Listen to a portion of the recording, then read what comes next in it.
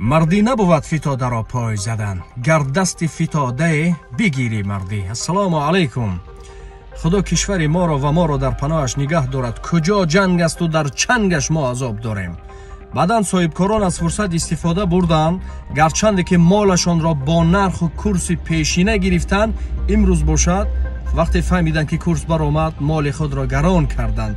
یکی از بهترین انسان‌ها در بشریت میگوید که آن است که به مردم سبکی آورد. اگر که شما کمی که پیوست کردید، کمک به مردم کردید، پروردگار به شما اجر و غیر از این ریسک میدهد که همون کوچک برای شما افضل تر است، وگرنه دیگر به 10 جای دیگر برآمده می رود.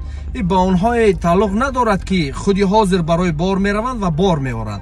این نفرایی که مالشان را به کورس پیشینه گرفته بودند و امروز که شنیدند کورس بالا شد، تمام محصولات را قیمت کردند. نه دوستان، خدا نگهبان شما.